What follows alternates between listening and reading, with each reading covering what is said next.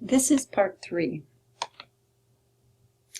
So everything that is grayed out has already been covered in part 1 or part 2, and part 3 covers the concept of external validity.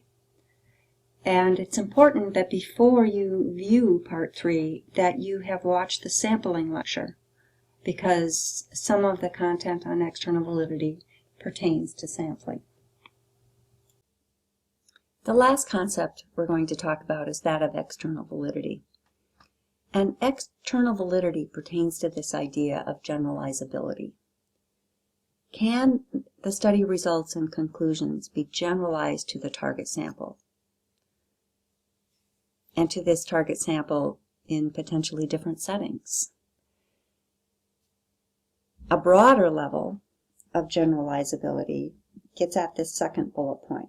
Could we potentially generalize our results to this broader population that our target sample was selected to represent?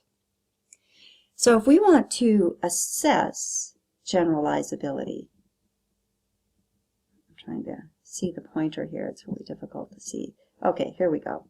So if we want to assess external validity, one of the ways that we assess if the sample that we had, so you have this target population that often differs from those people who actually participated in the study. So you have your study sample.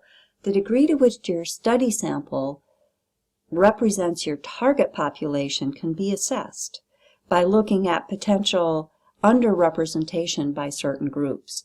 Let's say you have some age groups that are underrepresented, or some race or ethnicity groups that are underrepresented. And you simply do that by comparing data for your target sample, which you can often get some elements of that, to the people who actually participated in your study. So that's one way that it can be assessed.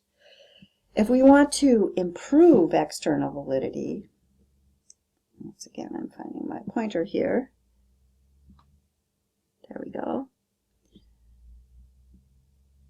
One of the recommendations is to simply have studies in multiple settings, or that include multiple subpopulations. These are larger studies and they're more difficult to conduct, and we certainly don't expect that of DNP students, but they're encouraging researchers to take on these larger studies to get at this issue of external validity. If we have an intervention and we find it's effective, we need to understand among who it's most effective and in what types of settings it's most effective. So when we're thinking about evidence-based practice, we really want to push these studies that give us insights into external validity, which is obviously very important if we want to understand how we can best apply research in practice. And that gets at this last bullet point of replication.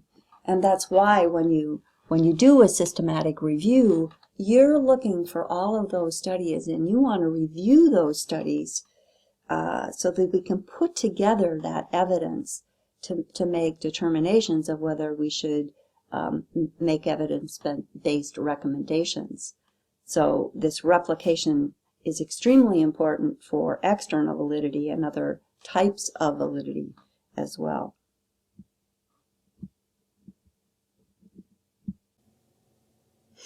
So it is my hope that these part 1 and part 2 of this lecture on these concepts is beginning to lay a foundation of some of these basic concepts that pertain to study design and methods, that gives you some insights into the importance of research design and methods, that will help you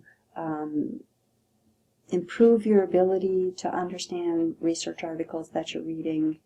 And you may not be ready to start thinking about methods for your capstones, but I think that just getting some of these insights will help you think differently about your capstone. And I think that's probably more of a goal, rather than promoting you to think at this level of detail now is not what we're after. But it's as you start thinking about your capstone that you will think about it a little bit differently.